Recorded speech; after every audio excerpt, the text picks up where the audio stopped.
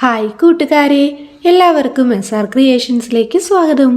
ഇന്ന് നമ്മൾ കൂട്ടുകാരുടെ മലയാളം കേരള പാഠാവലി പാഠപുസ്തകത്തിലെ ഒന്നാമത്തെ യൂണിറ്റായ ഇത്തിരി പൂവേ കുരുന്നു പൂവേ എന്ന യൂണിറ്റിലെ രണ്ടാമത്തെ ഭാഗമാണ് പഠിക്കാനായിട്ട് പോകുന്നത്. ഒരു ലേഖനമാണ് ഇന്നത്തെ ക്ലാസ്സിൽ നമ്മൾ പഠിക്കുന്നത് കേട്ടോ. പാഠത്തിൻ്റെ പേരെന്താണെന്നറിയാമോ? കാട്ടിലെ മഴ. കാട്ടിൽ മഴ പെയ്യുന്നതും അതേ തുടർന്നുണ്ടാകുന്ന മാറ്റങ്ങളുമൊക്കെയാണ് ഈ ലേഖനത്തിലൂടെ നമുക്ക് പഠിക്കാനുള്ളത്. പാഠഭാഗത്തിൻ്റെ ആദ്യം നമ്മൾ വീടിൻ്റെ തിണ്ണയിലിരുന്ന് മഴക്കാഴ്ചകൾ ഓരോന്നായി കാണുന്ന ഒരു കുഞ്ഞു പെൺകുട്ടിയെക്കുറിച്ച് പഠിച്ചു അല്ലേ?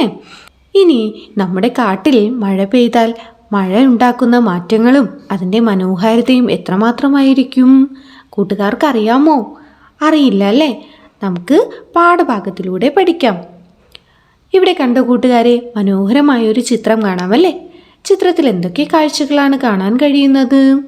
കനത്ത മഴയാണല്ലേ?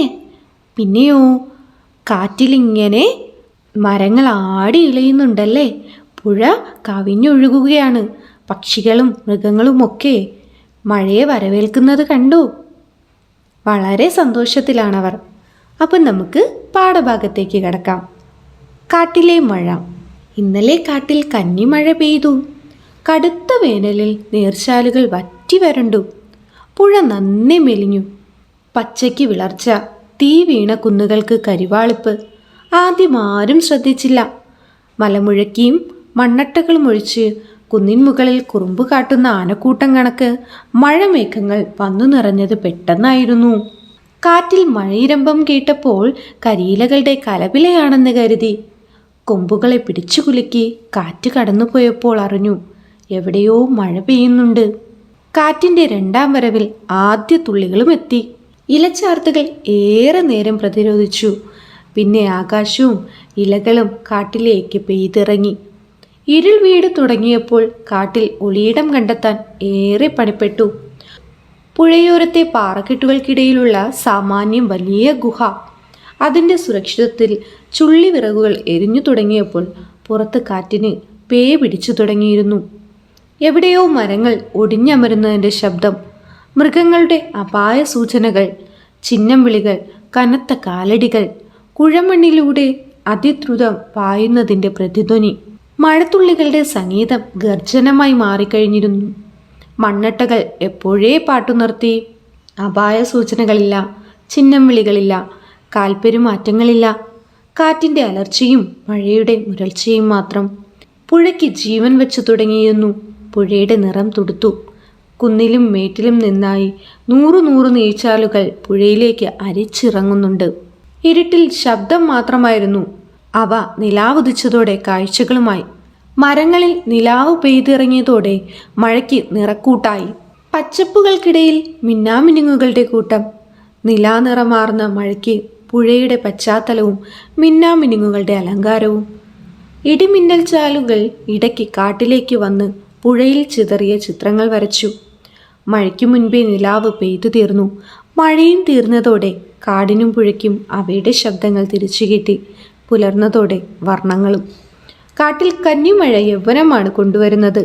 പുഴ ഒറ്റ രാത്രി കൊണ്ട് സുന്ദരിയാകുന്നു. കരിഞ്ഞുണങ്ങിയ കുന്നിൻപുറങ്ങളിൽ പുൽനാമ്പ് കിളിർക്കുന്നു. വിളർച്ച വീണ്ടും പച്ചയാകുന്നു. പച്ച തളിരിൻ്റെ ചോപ്പാകുന്നു. ഇലകളിൽ ചോരുന്ന ആകാശം. ഈ സോമനാഥ് എഴുതിയ മനോഹരമായൊരു വർണ്ണനയാണ് നമ്മൾ കേട്ടത്. എന്തൊക്കെ കാര്യങ്ങളാണ് കൂട്ടുകാരെ മനസ്സിലായത്? വേനൽക്കാലത്ത് കാടങ്ങനെ ഉണങ്ങി വരണ്ട് കിടക്കുകയാണ് അല്ലേ? പാറക്കൂട്ടങ്ങളും അതുപോലെ നദിയും ഒക്കെ അങ്ങനെ വരണ്ട് കിടക്കുകയാണ്. എന്നാൽ വേനൽ മഴ പെയ്തതോടുകൂടെ എന്ത് ചെയ്തു? എല്ലാവർക്കും, പക്ഷികൾക്കും മൃഗങ്ങൾക്കുമെല്ലാം ഒത്തിരി സന്തോഷമാകുന്നു. പുഴയിൽ എന്ത് ചെയ്യുന്നു? വെള്ളം നിറയുന്നു. പല സ്ഥലത്ത് നിന്ന് അരുവികൾ പുഴയിലേക്ക് എത്തിച്ചേരുന്നു. പിന്നെന്താ കൂട്ടുകാരെ? അതെ, പല നിറത്തിലുള്ള പൂക്കളും അതുപോലെ പുൽനാമ്പുകളും ഒക്കെ എന്ത് ചെയ്യുന്നു? കിളിർത്തു പൊങ്ങുന്നു. വളരെ മനോഹരമായൊരു കാഴ്ചയാണ് ഒറ്റ രാത്രി കൊണ്ട് മഴയിൽ അവിടെ കാടിന് സമ്മാനിക്കുന്നത്. കൂട്ടുകാരെ, നമ്മൾ പാഠഭാഗം പഠിച്ചില്ലേ? ഇനി പാഠഭാഗത്തിലെ ചോദ്യോത്തരങ്ങൾ നോക്കാം. കണ്ടെത്താം, പറയാം, എഴുതാം. പുഴയ്ക്ക് ജീവൻ വെച്ച് തുടങ്ങിയിരിക്കുന്നു. മരങ്ങളിൽ നിലാവ് പെയ്തിറങ്ങിയതോടെ മഴയ്ക്ക് നിറക്കൂട്ടായി. കുറുമ്പ് കാട്ടുന്ന ആനക്കൂട്ടം കണക്ക് മേഘങ്ങൾ. മഴക്കാട്ടിലുണ്ടാക്കുന്ന കാഴ്ചകളാണ് ഈ വാക്യങ്ങളിലൂടെ വ്യത്യസ്തമായി അവതരിപ്പിച്ചിട്ടുള്ളത്. ഇതുപോലെയുള്ള വാക്യങ്ങൾ പാഠഭാഗത്ത് നിന്ന് കണ്ടെത്തൂ. അവയുടെ ആശയം ക്ലാസ്സിൽ പറഞ്ഞവതരിപ്പിക്കൂ. എഴുതി വെക്കുകയും വേണം. എഴുതാം. തീ വീണ കുന്നുകൾക്ക് കരിവാളിപ്പ്. കാറ്റിൽ മഴയിറമ്പം കേട്ടപ്പോൾ കരിയിലകളുടെ കലപിലയാണെന്ന് കരുതി. ആകാശവും ഇലകളും കാട്ടിലേക്ക് പെയ്തിറങ്ങി. മഴയ്ക്ക് മുൻപേ നിലാവ് പെയ്തു തീർന്നു. ഇതെല്ലാം ഇതുപോലുള്ള കവിതയിലെ വർണ്ണനകളാണ് കേട്ടോ. മഴയഴക്. മഴ വന്നപ്പോൾ പ്രകൃതിയിൽ ഉണ്ടായ മാറ്റങ്ങൾ നോക്കൂ. എണ്ണ കണ്ടു മാമലകൾ, പണക്കാരനായി പറമ്പുകൾ, മരുന്നു വെച്ചു മുറികൾ, കെട്ടി വെട്ടേറ്റ കാടുകൾ. പി കുഞ്ഞിരാമൻ നായരുടെ കവിതയിലെ 4 വരികളാണ്. ഏറെ നാളത്തെ കാത്തിരിപ്പിന് ശേഷം മഴ പെയ്തപ്പോൾ പ്രകൃതിക്കുണ്ടായ മാറ്റമാണ് പി കുഞ്ഞിരാമൻ നായർ വർണ്ണിച്ചിരിക്കുന്നത്. ആദ്യമായി വേനൽ മഴ പെയ്തപ്പോൾ കൂട്ടുകാരുടെ വീടിന് ചുറ്റും പല മാറ്റങ്ങൾ ഉണ്ടായില്ലേ? അതെ, എന്തൊക്കെ മാറ്റങ്ങളാണ് ഉണ്ടായത്? ആ മാറ്റങ്ങളെക്കുറിച്ചൊരു വർണ്ണന തയ്യാറാക്കാമോ? തയ്യാറാക്കി നോക്കൂ. ഏറെ നാളത്തെ കാത്തിരിപ്പിന് ശേഷം വേനൽ മഴ പെയ്തിറങ്ങുമ്പോൾ വളരെ മനോഹരതയാണ് പ്രകൃതിയിൽ നിറഞ്ഞു നിൽക്കുന്നത്. മഴത്തുള്ളികൾ മണ്ണിലേക്ക് പതിക്കുമ്പോൾ പൊടിമണ്ണിൻ്റെ ഗന്ധം പ്രദേശമാകെ പകരുന്നു. കുഞ്ഞു കുഞ്ഞു മഴത്തുള്ളികൾ ഇലകളിൽ വന്ന് പതിക്കുമ്പോൾ മരങ്ങൾ ആഹ്ലാദപൂർവ്വം അവയെ സ്വാഗതം ചെയ്യുന്നു. പക്ഷികൾ സന്തോഷസൂചകമായി ചിലച്ചുകൊണ്ട് പറന്നു പോകുന്നു. മുറ്റത്തിലൂടെ ചെറിയ ചെറിയ കൈവഴികളായി മഴവെള്ളം ഒഴുകിപ്പോകുന്നത് കൗതുകത്തോടെ നമുക്ക് നോക്കി നിൽക്കാം. വീടിനു മുറ്റത്തെ ചെറിയ കുഴികളിൽ വെള്ളം നിറഞ്ഞു നിൽക്കും. ഇലകളിൽ നിന്നെല്ലാം മഴത്തുള്ളികൾ ഇറ്റിറ്റ് താഴേക്ക് പതിക്കുന്നതും നമുക്ക് വളരെ ആകാംക്ഷ നിറഞ്ഞ ഒരു കാഴ്ചയാണ്. ഇത്തരത്തിൽ വേനൽ മഴ പെയ്യുമ്പോൾ വീടിന് ചുറ്റും പലതരത്തിലുള്ള മാറ്റങ്ങളാണ് നമുക്ക് കാണാനായി കഴിയുന്നത്. അടുത്ത ചോദ്യം. ഒറ്റയ്ക്കും കൂട്ടായും. ഇരുൾ വീണു തുടങ്ങിയപ്പോൾ കാട്ടിൽ ഒളിച്ചിരിക്കാൻ ഒരിടം കണ്ടെത്താൻ ഏറെ പണിപ്പെട്ടു.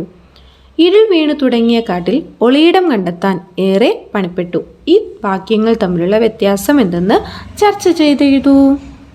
മിണ്ടിയും പറഞ്ഞു. കടുത്ത വേനലിന് ശേഷം വന്ന മഴ കാടിനെ മനോഹരമാക്കി. മഴയും കാടും തമ്മിൽ എന്തെല്ലാം വർത്തമാനങ്ങൾ പറഞ്ഞിട്ടുണ്ടാകും? എഴുതി നോക്കാം. എഴുതിക്കോളൂ. കാട്. നീ എന്താണ് ഇത്ര വരാൻ വൈകിയത്? ഞാൻ എത്ര നാളായി നിന്നെ കാത്തിരിക്കുന്നു എന്നറിയാമോ? മഴ. നീ എന്നെ കാത്തിരിക്കുന്നു എന്നറിയാവുന്നത് കൊണ്ടാണ് ഞാൻ ഇത്രയും വേഗം പെയ്തിറങ്ങിയത്. കാട്. നീ വന്നതുകൊണ്ട് എല്ലാവർക്കും വളരെ സന്തോഷമാണ്. മഴ. അതെ, എന്തുകൊണ്ടാണ് അവർ ഇത്രയും സന്തോഷിക്കുന്നത്? കാട്. നിനക്കറിയില്ലേ, ഇവിടെ എന്തൊരു വരൾച്ചയായിരുന്നു. വെള്ളമൊന്നും കിട്ടാതെ ഞങ്ങൾ വളരെയധികം ദുഃഖിക്കേണ്ടി വന്നു. മഴ. അതെയോ, ഇനി വിഷമിക്കണ്ടല്ലോ. കാട്. അതെ, ഇന്നെനിക്ക് വളരെ സന്തോഷമാണ്. അപ്പോൾ കൂട്ടുകാരും കൂട്ടുകാരുടെ വർണ്ണനയ്ക്കനുസരിച്ച് ഇതുപോലെ സംഭാഷണം എഴുതി നോക്കൂ. കൂട്ടുകാരെ, നമ്മളിന്ന് കാട്ടിലെ മഴ എന്ന മനോഹരമായൊരു വർണ്ണനയാണ് പഠിച്ചതല്ലേ. കാട്ടിൽ മഴ പെയ്തപ്പോഴുണ്ടായ മാറ്റങ്ങളും പ്രകൃതിയിലെ സന്തോഷ അനുഭവങ്ങളും ഒക്കെ നമ്മൾ പഠിച്ചില്ലേ. പാഠഭാഗങ്ങളിലെ ചോദ്യോത്തരങ്ങളും ഒക്കെ നോക്കി. അപ്പോൾ കൂട്ടുകാർക്ക് ക്ലാസ്സുകൾ ഇഷ്ടമാവുകയാണെങ്കിൽ ലൈക്ക് ചെയ്യുക, നിങ്ങളുടെ ഫ്രണ്ട്സിന് കൂടെ ഷെയർ ചെയ്ത് കൊടുക്കുക. അപ്പോൾ അടുത്ത ക്ലാസ്സിൽ നമുക്ക് ഒരുമിച്ച് കാണാം. താങ്ക്